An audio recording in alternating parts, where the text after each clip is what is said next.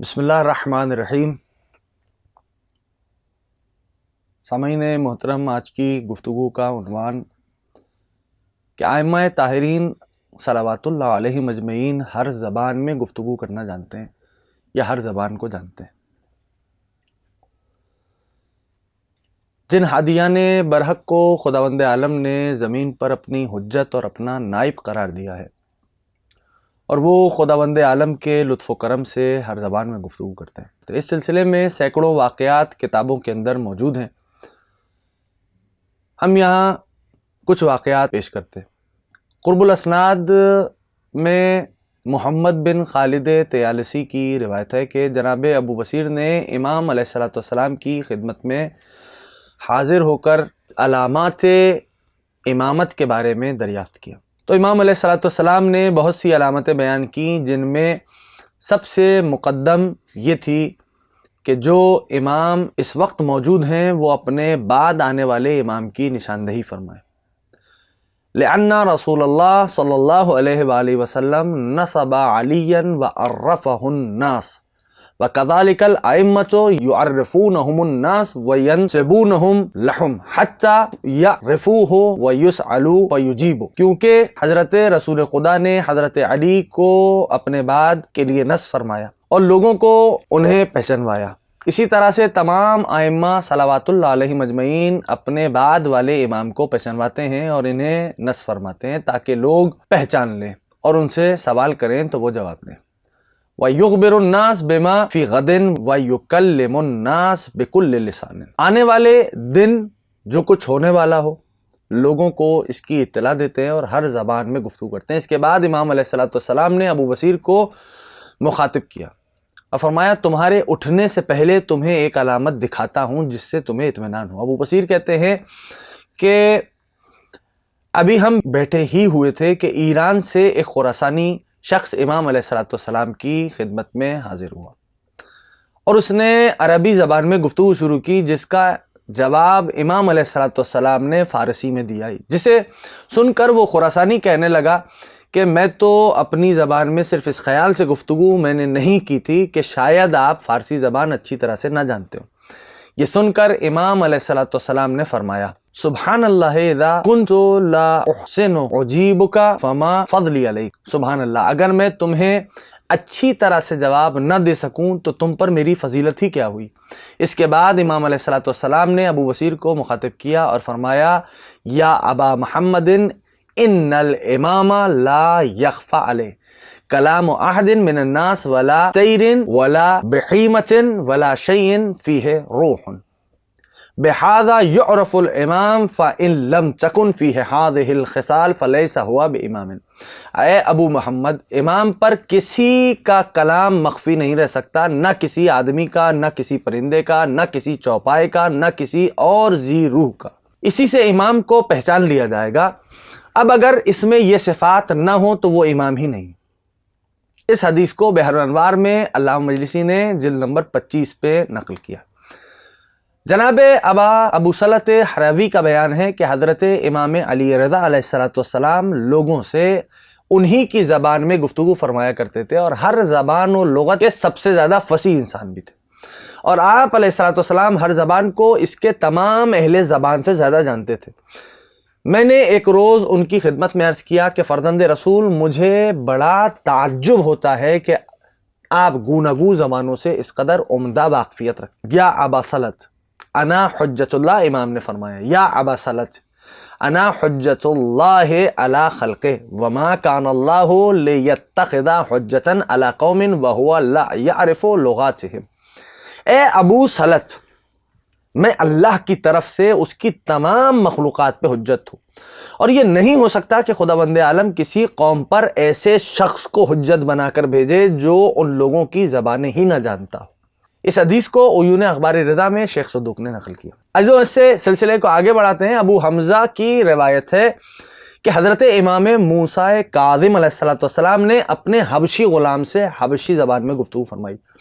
میں نے عرض کیا، مولا، میں نے دیکھا کہ آپ اس غلام سے اہل حبشہ کی زبان میں گفتگو کر رہے تھے۔ امام علیہ السلام نے فرمایا، شاید تمہیں اس بات پر تعجب ہوا کہ میں نے حبشی زبان میں ان سے گفتگو کی، تعجب نہ کرو، فما خفی علیک من امر الامام اعجب واکثر وما حاذا من الامام فی علمه الا کتیر اخذ بمنقاره من البحر قطرة من ماء افطر الذی اخذ بمنقاره نقص من بحر شیئا۔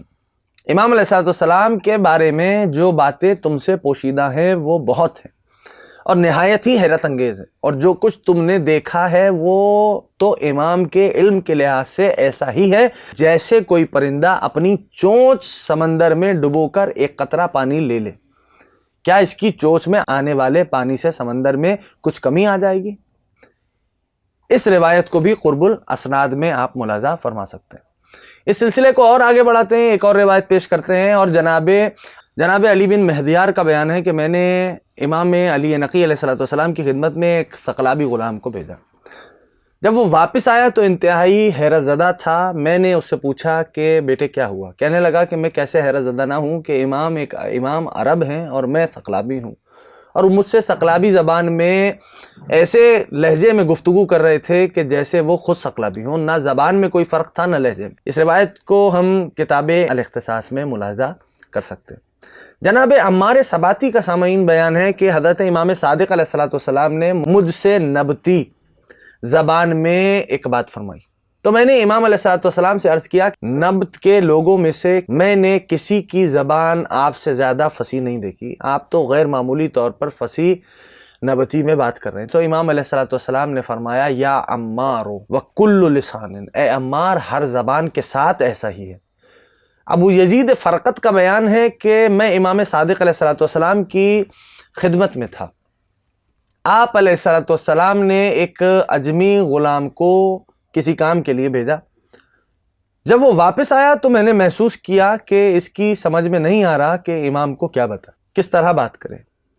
اس کی حالت کو دیکھ کر امام نے فرمایا تکلم بأی لسان شئت فإنی افہم عنک۔ امام فرماتے ہیں کہ جس زبان میں چاہو بات کرو، کیونکہ تم جو کچھ کہو گے میں اسے سمجھ لوں گا۔